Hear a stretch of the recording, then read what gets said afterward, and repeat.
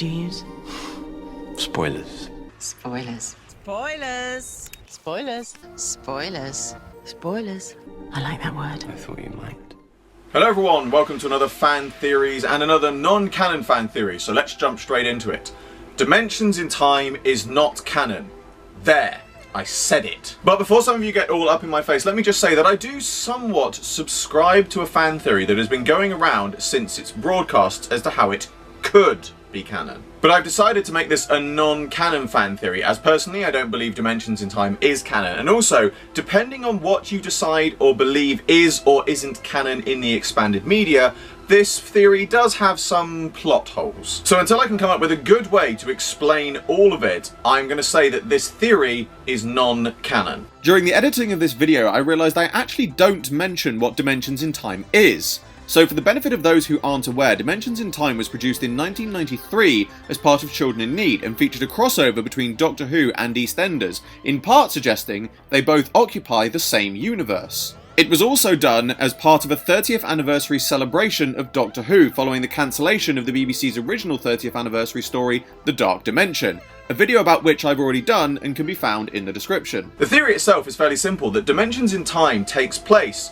in one of the Doctor's dreams. This idea was alluded to in the New Virgin Adventures novel First Frontier, in which the 7th Doctor says he once had a dream where his old foes chased him round a soap opera. As I have previously mentioned in other fan theories, however, the canonicity of the New Virgin Adventures novels are debated, and personally I like to think some elements are canon and some aren't. So taking the idea of it being a dream, if I was to try and fit Dimensions in Time into the canon, here's what I would do. Everything that happens with the Doctor interacting with the EastEnders characters is a dream, but everything that happens in the Rani's TARDIS is canon. Given that the Rani is known to experiment with the mind and the psyche, what if everything about her creating a menagerie of the minds is true, but in order to succeed in her plan, she must stop the Doctor from interfering? Having already ensnared the 1st and 2nd Doctors, she plans to trap the remaining Doctors in a dream state.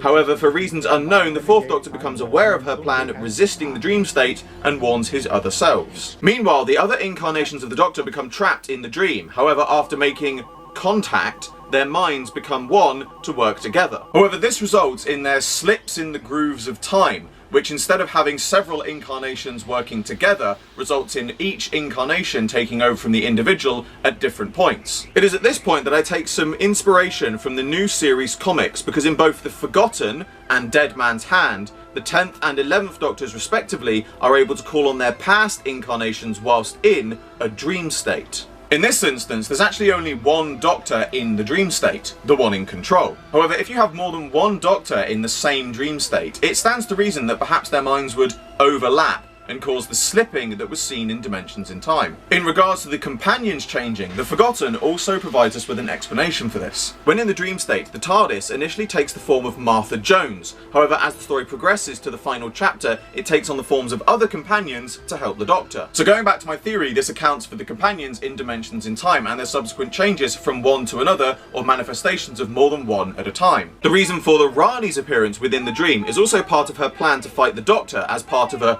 mind battle, similar to how the 3rd Doctor fought an aspect of Omega's mind in the 3 Doctors. Unfortunately, this is where the theory becomes a bit anticlimactic, because, spoiler alert, Dimensions in Time actually ends after the Rani clones Romana's brain by accident after grabbing her outside the Queen Vic, and subsequently this causes her TARDIS to overload, as it was a Time Lord brain and not the human brain that she originally wanted, and she already had a time brain in her menagerie. What can I say, Dimensions in Time is not the most well-written story. But when the Rani kidnaps Romana in the dream, it's hard to come up with an idea as to how this would affect things in the real world of the Rani's TARDIS. For now, the best I can come up with is between them, the Doctors overpower the Rani in the mind battle. And with the help of the TARDIS, still masquerading as a companion, they gain access to the Rani's TARDIS systems and overload them. But that all seems a bit convenient to me, so that's where I'm still working on it. So that's my theory. However, of course, this may all be completely irrelevant in regards to some plot holes regarding Doctor Who and EastEnders. Firstly, the 1995 Doctor Who yearbook featured a short story titled Rescue, which acts as a prequel to Dimensions in Time. Secondly, the story Storm in a Ticker, produced in the Short Trips book Short Trips and Sidesteps, is set after Dimensions in Time, but before Search Out Space, which itself is a special edition of a children's educational program featuring the 7th Doctor, Ace and K9. Again, not generally regarded as canon, this can be viewed on the DVD edition of Survival as a special feature. Thirdly, EastEnders was known to exist as a television program in the Doctor Who universe, having been described as fiction in various media. However, most notably on screen in The Impossible Planet. There's no turning back.